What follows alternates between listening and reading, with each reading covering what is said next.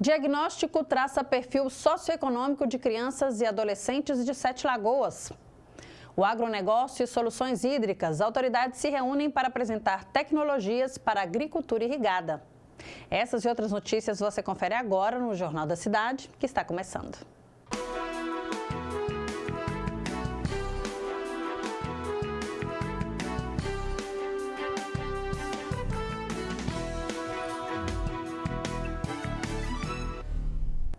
Olá, seja muito bem-vindo. Este é o Jornal da Cidade, que destaca notícias sobre o Poder Legislativo e o município. Participe deste noticiário, faça contato por meio das nossas redes sociais. Na última sexta-feira, 30 de maio, a Universidade Federal de São João del Rei, campus Sete Lagoas, foi palco de um importante evento voltado ao setor agropecuário. O Circuito Mineiro de Inovação Tecnológica para o Agro reuniu especialistas e produtores para discutir soluções modernas voltadas à agricultura irrigada. Onde há água, há vida. E no campo, irrigação é sinônimo de produtividade. Com foco na agricultura irrigada, o Circuito Mineiro de Inovação Tecnológica no Agro reuniu estudantes, especialistas, produtores e autoridades da região para discutir o tema em um dia de campo. O objetivo com esse primeiro evento é que ele seja para nós apresentarmos a nossa proposta para o pequeno produtor, para os irrigantes de Sete Lagoas e da região. Nós queremos, a partir desse evento, montarmos um grande projeto de extensão, onde nós possamos, juntamente com a Emater e outros parceiros, Epamig, Embrapa, outras empresas que vão estar com a gente também no evento, nós montarmos uma forma de nós buscarmos o produtor, treinarmos o produtor quanto a projeto de irrigação, o manejo, a melhor aplicação da água nas culturas, de forma que ele possa ter um maior rendimento, um maior retorno para ele. O presidente da Câmara Municipal, vereador Ivan Luiz, destacou a importância de ações que promovem a inovação no agronegócio, reconhecendo a importância de conectar produtores locais com tecnologias que impulsionam a eficiência no campo. E certamente nesse evento de hoje, o Conselho Regional de Engenharia e Agronomia irá apresentar novas tecnologias de irrigação. Olha que maravilha! O Conselho Regional, junto com o FSJ e todos os engenheiros, trazendo novas tecnologias de irrigação, tanto para a agricultura familiar como para a agricultura no campo. Vamos valorizar a agricultura familiar, a agricultura, a pecuária, vamos valorizar quem nos sustenta no campo. Para Renato Vieira, pró-reitor da universidade, é uma honra sediar um evento que une a academia, o setor produtivo e a inovação tecnológica. A gente fica muito feliz de sediar eventos como esse, porque no caso da UFSJ, é uma UFSJ participativa com a comunidade. Eu acho que a universidade ela serve para isso, para atender a comunidade, faz o seu atendimento do seu serviço público de qualidade, com informação correta, com informação de base para que os produtores, alunos e todas as pessoas que necessitem das informações que venham da universidade sejam atendidos de forma plena. Para o vereador Caio Valassi, o tema agricultura de irrigação é bastante importante, considerando o momento climático e hídrico atual. O circuito de inovação no agro, ele traz aquele debate que a gente precisa de fazer, principalmente o uso das águas, no momento que nós estamos vivendo uma crise climática, né, e que o mundo inteiro está preocupado com isso. Nós temos que saber racionalizar esse uso, usar técnicas e tecnologias que evidentemente podem melhorar a nossa produção e na geração de trabalho, da geração de renda para o povo da nossa região. Também esteve presente no evento o vice-prefeito de Curvelo, que ressaltou a relevância da troca de conhecimento como instrumento fundamental para o desenvolvimento do setor agropecuário.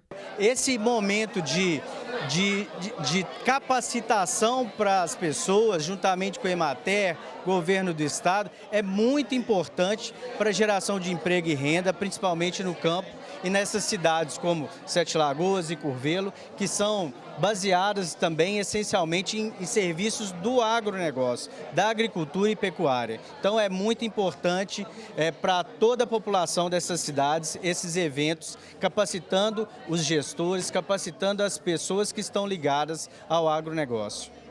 E a Escola do Legislativo foi palco de uma palestra sobre envelhecimento saudável ministrado pelos alunos do 5º período da Faculdade Atenas. Temas sobre enfermidades na terceira idade, cuidados com a saúde, o corpo e outros assuntos foram debatidos. O pedido foi feito pelo vereador e também aluno da faculdade, Davidson da Colher Saúde.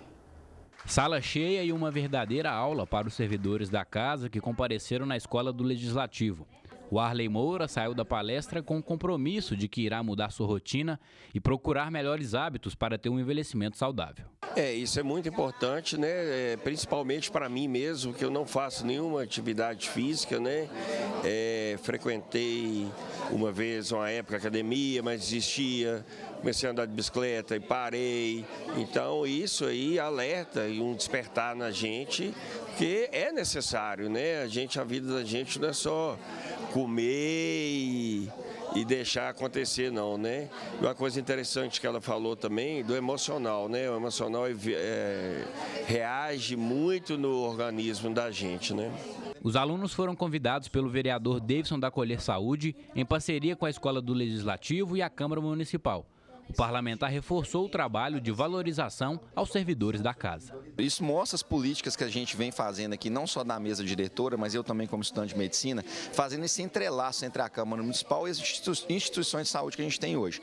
Isso traz mais conhecimento para o cidadão, né, que é um cidadão que vive aqui dentro dessa Câmara Municipal, que é o nosso servidor. Então a gente valorizando eles não só na questão de melhoria de infraestrutura, melhoria financeira, mas melhoria de conhecimento intelectual, trazendo para eles a realidade da nossa saúde, a realidade do dia a dia e trazendo conhecimento para que eles possam praticar uma melhor condição de vida, uma melhor prevenção de algumas doenças que possam vir a ocorrer no futuro aí. Para o envelhecimento saudável, os estudantes pontuaram que é necessário pelo menos 30 minutos diários de atividades físicas, uma alimentação saudável e balanceada, reduzir os estressores, além de um sono adequado e reparador. Yasmin Reis, uma das estudantes responsáveis pela palestra, pontuou que o Alzheimer tende a ser uma das doenças mais mortais do mundo nos próximos anos. Dentre as síndromes demenciais, a doença de Alzheimer é uma das mais comuns. E por que a gente trouxe ela? Porque a gente observa uma mudança no panorama de mortalidade. Então, as síndromes demenciais, elas vão deixar de ser a 6ª causa de mortalidade e tem uma projeção para que elas se estabeleçam como a 4ª causa.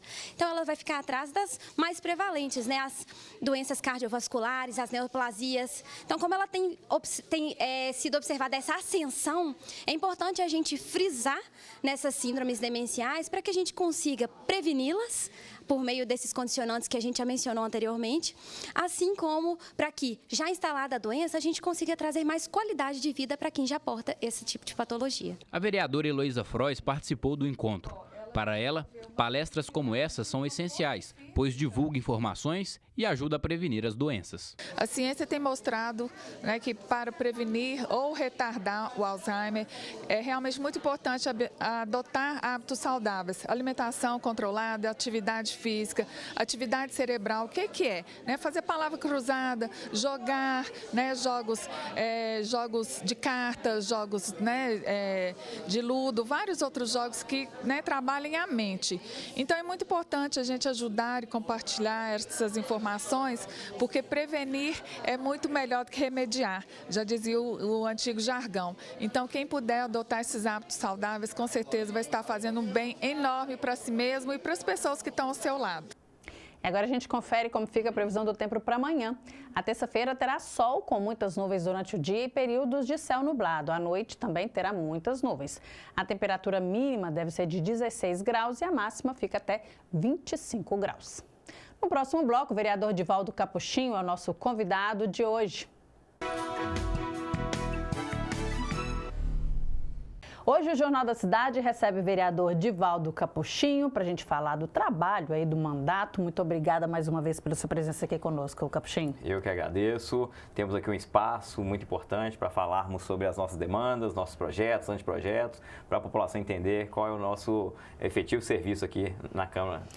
E o Capuchinho tem uma característica, ele é policial rodoviário federal, né? E está licenciado. Está licenciado não, está trabalhando, Não, já né? voltei a trabalhar. Está trabalhando. A licença que eu tinha direito eu já tirei, mas voltei a trabalhar e estou acumulando as duas funções. Olha aí, então, muitos dos projetos é voltado para essa questão do trânsito, até pela experiência. Um deles já foi aprovado aqui na casa, é a Transitolândia. Eu queria que você explicasse o que é esse projeto, que a gente sabe que tem um modelo em Belo Horizonte que funciona muito legal, né? Justamente é um anteprojeto, na verdade, depende do aval do Executivo e é no sentido de que a gente possa aproveitar um espaço para dar instrução para crianças e adolescentes de forma mais lúdica, para que eles entendam realmente como se fosse uma mini cidade, né, com aquela possibilidade de entender, né, qual o significado de uma faixa de pedestre, o que significa cada uma daquelas placas, o semáforo, quando eu posso passar, quando não posso, para realmente educar essas crianças e adolescentes no trânsito. Eles são os nossos multiplicadores, né? Daqui a pouco eles estarão na fase adulta,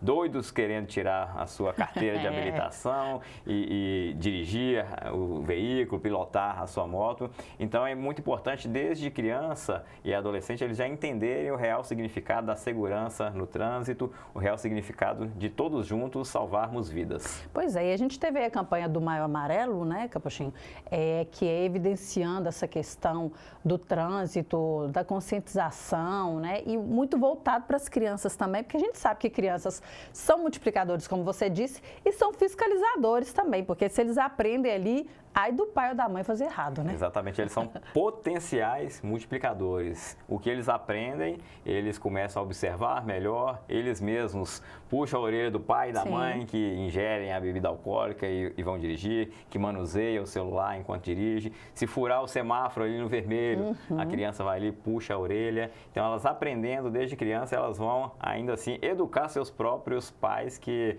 fazem condutas inadequadas na direção. O Maio Amarelo, muito importante, né? Foram 30 dias de intensificação sobre esse tema tão importante que é a segurança no trânsito. A Polícia Rodoviária Federal fez muitas palestras em empresas, palestras em escolas, para realmente conscientizar as pessoas sobre a importância desse tema. Que a gente sabe o tanto que mata, infelizmente, é o que mais mata, na verdade, no mundo, não só no Brasil, mas no mundo, é a questão, e normalmente é por problema do condutor, né? Não é por erro, não é a máquina, né? Muito pouco, assim, pelo que eu estou me lembrando, assim, de palestra do pessoal da Secretaria de Trânsito, é coisa de 5% apenas, a grande maioria é erro humano, né? Exatamente, vamos lá. No mundo hoje, são em torno de 1.350.000 mortes no trânsito e mais de 50 milhões de feridos todos os anos. No Brasil, a média hoje está de 34.000 mortes por ano no trânsito.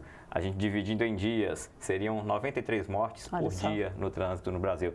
E é por isso, por causa desses números alarmantes, que o sinistro de trânsito é considerado um problema público de saúde, infelizmente. E aí, quando você falou, né, sobre a conduta inadequada na direção, o ser humano imprudente na direção do veículo automotor é responsável por aproximadamente 90% dos sinistros de trânsito.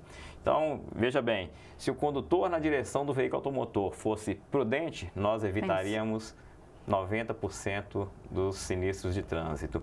E os outros 10% aí é dividido entre fator veicular e fator da via, né? Fator veicular, que seria a manutenção do veículo, quem que é o responsável por fazer a manutenção? É por isso que aumenta aí a porcentagem do humano, né? O ser humano é o responsável. E o fator viário, quem que é o responsável por fazer a manutenção das vias? Poder público, tem um ser humano responsável. 100%. Quase todos os acidentes são evitáveis.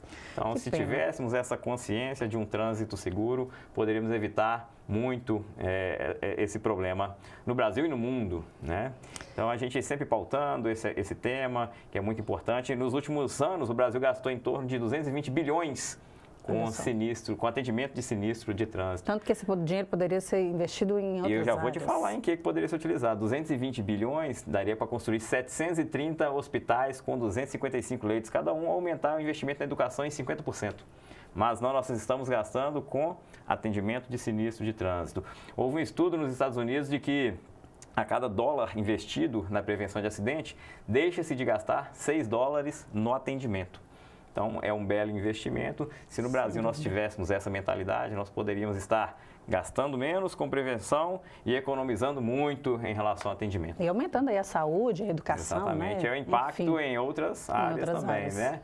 A ocupação de leitos de hospital. Eu li uma reportagem de que em torno de 60% dos leitos de hospitais são ocupados por aqueles acidentados no trânsito. Está tudo envolvido nisso aí, ou seja, essa conscientização ela precisa acontecer diariamente, né? Não é aquela coisa, vou responder rapidamente ali aquela mensagem. Não tem jeito, está desviando o olhar, está desviando a atenção. O foco da dirigibilidade e foi por isso que a gente apresentou esse anteprojeto, que se aprovado pelo Executivo vai ser muito importante para a gente já trabalhar as crianças e adolescentes sobre a importância da segurança no trânsito. Muito bacana. Bom, dentro do trânsito também existe um outro projeto de lei, que é o da faixa azul, você já falou por aqui, mas agora ele foi aprovado, queria que você explicasse um pouquinho mais rapidamente. Isso, o nosso projeto foi aprovado nos 2 turnos e agora está passando por aquele trâmite burocrático, né, avaliação do Executivo para sancionar ou não. Obviamente, como é um projeto bom para a população, o Executivo deve sancionar. E como que funciona hoje, né? Aquele usuário da via, o usuário do estacionamento, se ele esquecer de acionar o aplicativo faixa azul, depois de 15 minutos que ele estacionou, ele vai ser notificado com uma multa no valor de R$ 195. E o nosso projeto é no sentido de que aquele que se esqueceu de acionar o aplicativo ou de renovar... Ou teve algum problema também no aplicativo, exato, depende de internet, algum problema, né? Se ele esqueceu alguma dessa condição aí, depois de 15 minutos, ele não vai ser notificado, ele vai ter 24 horas para regularizar a questão do estacionamento. Aí vamos supor aqui, né? Eu esqueci de acionar o aplicativo, aí quando eu voltei para o meu veículo, eu lembrei. Então hoje você recebe a notificação de R$ 195, mas vamos supor aqui que nós teríamos um valor de tarifa pós-uso de R$ 30, né? Aí esqueci, em vez de pagar a multa de R$ 195, eu vou pagar essa tarifa pós-uso de R$ 30, eu não sei qual o valor vai ser estipulado pelo Executivo, mas vamos supor que fosse.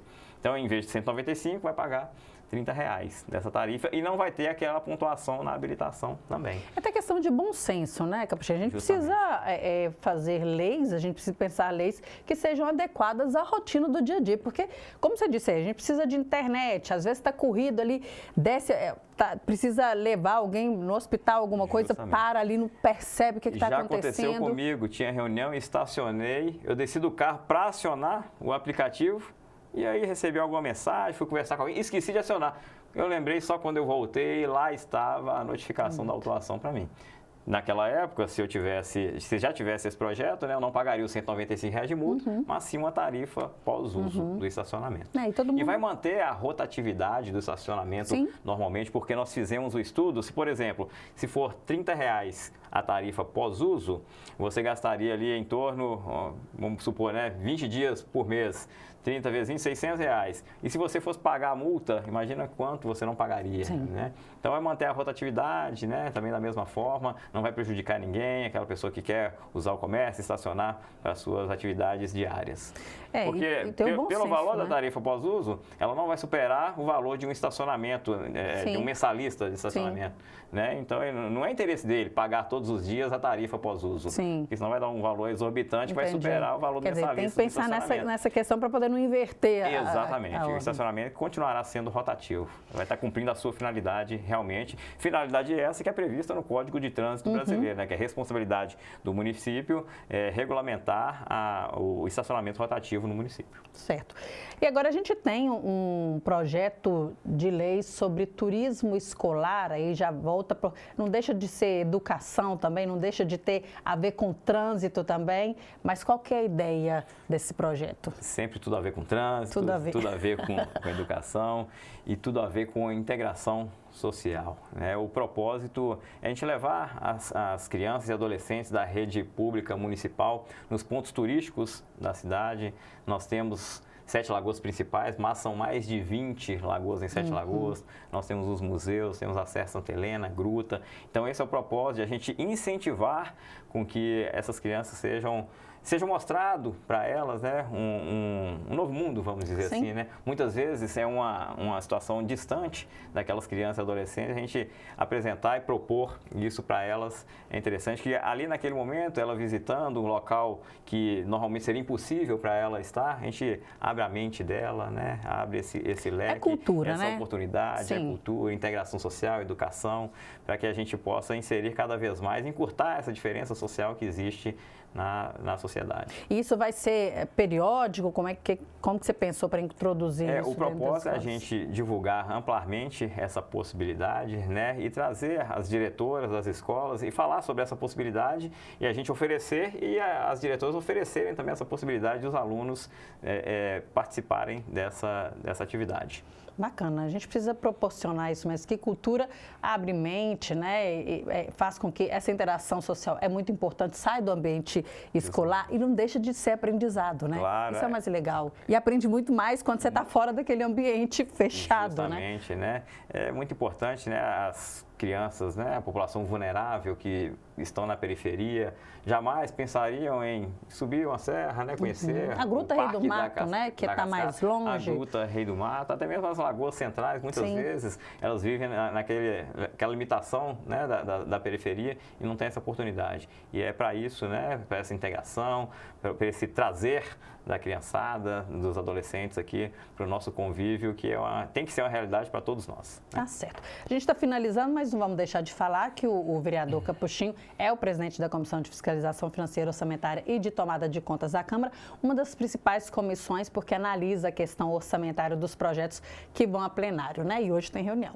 Hoje tem reunião, nós estamos pautando vários projetos importantes para a cidade. Semana passada nós tivemos 2 grandes projetos importantes que foram aprovados, são 2 consórcios, né, da CISREC e CISCentral, voltado um mais para a área de saúde, outro para outras vertentes, que o município teria a oportunidade de contratar um serviço mais vantajoso, mais barato, com abrangência maior. Então já foi aprovado pela comissão, agora vai passar pelo plenário da Câmara para realmente a gente certificar e colocar a nossa assinatura e trazer essa importante possibilidade para a nossa cidade.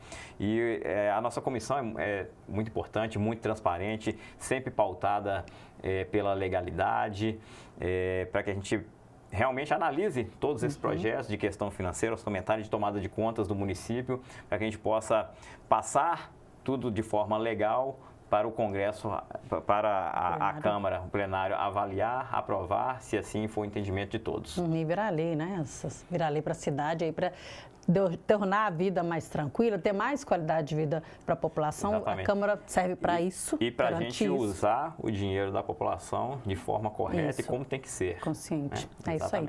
Capuchinho, quero agradecer muito sua presença aqui, né? Sempre deixando as portas abertas para quando você quiser voltar, a gente falar mais desses projetos, quando eles começarem a ser colocados em práticas, para a gente mostrar também o que é aprovado aqui, como que na prática a lei acontece. Eu que agradeço, Raquel, estamos à disposição, nosso mandato está à disposição das mídias sociais, está à disposição do povo e nós nos convidaremos e estamos aguardando os convites também, tá bom? Certo, obrigado. Muito obrigada. A gente vai para um rápido intervalo, voltamos falando então sobre esporte daqui a pouquinho. Aconteceu no plenário da Câmara a apresentação do diagnóstico social do Conselho Municipal dos Direitos da Criança e do Adolescente, o CMDCA. O objetivo é conhecer a realidade de crianças e adolescentes para a produção de políticas públicas eficazes e direcionadas. O diagnóstico foi feito por meio de um questionário respondido por 3.548 crianças com idades entre 10 a 17 anos. O levantamento teve temas sobre saúde, lazer, educação, dignidade e respeito. E foi divulgado por Ermelinda Maria Uber, uma das responsáveis pela produção do documento. Sem um estudo aprofundado como foi feito esse diagnóstico, muitas vezes se gasta muito e não se tem os resultados esperados, porque cada território tem suas particularidades e existe muita diferença dentro do município. Então, esse estudo olhou os territórios, as diferenças de cada território, as particularidades socioeconômicas. O Conselho Municipal dos Direitos da Criança e do Adolescente, CMDCA, é um órgão colegiado com o objetivo de promover e fiscalizar as políticas públicas municipais destinadas à infância e adolescência. Em Sete Lagoas, o órgão realiza diversas ações com este propósito. O trabalho que nós fizemos foi de interação com todas as áreas. Tem um projeto Descubra, que busca menores aprendizes para dar uma formação profissional. Tem um projeto A Padrinha, que é um projeto que auxilia as crianças e adolescentes que estão nos abrigos, né, dando um apoio afetivo, um apoio financeiro e também moral. Tem a escuta especializada, que é um outro projeto que a gente desenvolveu no sentido de dar para a sociedade uma diretriz de como enfrentar a violência sexual de crianças e adolescentes e também de como colocar essa questão para a família, para as próprias vítimas. A audiência teve participação dos vereadores Theo Decoterapia e Heloísa Frois. Os parlamentares reiteraram a busca por políticas públicas após a explanação do diagnóstico. Nós temos 4 regiões da cidade que a gente precisa focar agora a nossa atenção e aí, em comum com outras secretarias, a gente precisa estabelecer o que é que nós precisamos estabelecer de políticas públicas para a gente trazer qualidade de vida para essas crianças e adolescentes dessas 4 regiões que foram apontadas, não desfazendo de outras regiões, mas nós temos essas como prioridade, então a gente precisa elaborar projetos aí que sejam execuíveis a curto prazo para a gente trazer segurança para essas crianças e adolescentes. E isso aí para a gente é muito importante, né? Para direcionar o poder público para ações mais efetivas e as OSCs, né, que são as organizações da sociedade civil, que executam projetos sociais, que estão ali no campo, realmente com a mão na massa, para que também faça projetos que atendam às demandas da sociedade. Então o diagnóstico, o principal objetivo dele é esse, agora é uma realidade, e vamos trabalhar em cima dele, aqui nessa casa, no Legislativo, no Executivo, e as secretarias que estão também de alguma forma ligadas a eles, como assistência social, educação, cultura, esporte e tantas outras políticas públicas. É esse diagnóstico que vai orientá-las. Na ocasião, compareceram representantes das secretarias municipais de saúde, educação, assistência social e esporte e pontuaram que as adversidades precisam ser resolvidas por meio de um trabalho em conjunto das pastas. Diante do diagnóstico apresentado, o promotor da Infância e Juventude, Luiz Gustavo, pontua que é preciso mais incentivos nas regiões que necessitam de questões básicas de cidadania. No Brasil como um todo, a gente tem uma grande parte da população precisando, necessitando de apoio, né, de garantia de direitos. Nós não temos ainda todos os direitos preservados, né, principalmente das crianças e adolescentes. Então, realmente, principalmente Sete Lagoas é uma cidade grande, é uma cidade que tem muitas indústrias, é uma cidade que tem uma grande renda per capita, mas infelizmente essa renda per capita ela é concentrada, né? Então nós temos uma parte que tem boas condições, mas nós temos uma grande parte da população que necessita de questões básicas ainda para a sua sobrevivência. E agora a gente fala de esporte. O Cruzeiro venceu mais uma e é o vice-líder do Brasileiro. O Galo também venceu e subiu na tabela. Gabriel Borges está aqui conosco nessa segunda-feira para dar os detalhes de como foi o final de semana, né, Gabriel? É isso aí, Raquel. É um prazer estar aqui novamente. Final de semana muito bom, né, para os mineiros. Então vamos começar falando do Galo, que jogou mais cedo. O Galo foi até Fortaleza encarar o Ceará e venceu por 1-0 na Arena Castelão e saiu da 10ª para a 8ª posição com 17 pontos. Com essa vitória, o Galo chega ao 7º jogo seguido sem perder na temporada. Vamos ver o único gol da partida. O gol foi feito por Rony, que foi puxando no meio campo, ninguém chegou para marcar e ele acertou um belo chute, sem chance para o goleiro Fernando Miguel, que até pulou na bola, mas não conseguiu porque o Rony bateu muito bem e foi, né, o gol aí do Galo na partida. E hoje, dia 2 de junho, inicia a janela extra de transferência no Brasil. O Galo foi o primeiro time a oficializar uma transferência. Trata-se do atacante Dudu, ex-Cruzeiro, que assinou o contrato no dia 13 de maio e agora pode jogar com a camisa alvinegra. A estreia de Dudu pode demorar, já que essa semana não tem Campeonato Brasileiro devido à pausa da data FIFA. O Cruzeiro venceu mais uma no Brasileiro e assumiu a vice-liderança da competição. A Raposa recebeu o Palmeiras no Mineirão e venceu por 2-1. A equipe atingiu a marca de 11 jogos sem perder e no Brasileiro alcançou 23 pontos, um a menos que o líder Flamengo. Vamos ver os gols que deram a vitória para a Raposa. O primeiro gol do Cruzeiro foi logo no início da partida, aos 1 minuto, o cruzamento do William, e aí o Kaique Bruno desviou e o Caio Jorge fez o primeiro gol do Cruzeiro. Logo na sequência, aos 4 minutos, a comemoração do Caio Jorge aí, aos 4 minutos uma falta e novamente o William que bateu. E aí dessa vez o Christian chutou e a bola desviou e o Caio Jorge aproveitou o gol de centroavante, né? E fez o segundo aí com 4 minutos de jogo, o Cruzeiro já estava ganhando por 2-0. A Raposa terá uma saída nesta semana. O CEO de futebol, Alexandre Matos, está perto de assumir o cargo no Santos. Após o jogo de ontem, o CEO postou em suas redes sociais fotos com os jogadores em tom de despedida. Alexandre Matos foi bicampeão com o Cruzeiro em 2013 e 2014 e voltou para o clube no ano passado em abril e agora irá para o Santos. E hoje, a partir das 3h30 da tarde, tem o sorteio das oitavas da Copa do Brasil. Os 16 clubes não serão divididos por potes e, por isso, há chances de clássicos mineiro entre Cruzeiro e Galo. As oitavas de final estão previstas para as semanas dos dias 30 de julho e 6 de agosto. Quem avançar para as quartas de final recebe uma premiação de quase 5 milhões de reais. O Democrata também jogou neste final de semana aqui em Sete Lagoas e empatou em 1-1 com o Norte e caiu uma posição. O Jacaré agora é o segundo colocado com 12 pontos, um a menos que o líder do Grupo B, o Ipatinga, com 13. O Democrata agora tem uma semana de preparação até a próxima segunda-feira, dia 9, quando joga contra o Guarani, às 7h30 da noite. Raquel, por hoje é isso. Muito obrigado. Obrigada, Gabriel. Bom, o Jornal da Cidade também fica por aqui. A gente volta na quarta-feira, porque amanhã tem transmissão ao vivo da reunião plenária. E você, claro, está convidado a acompanhar. Uma ótima tarde e até quarta-feira.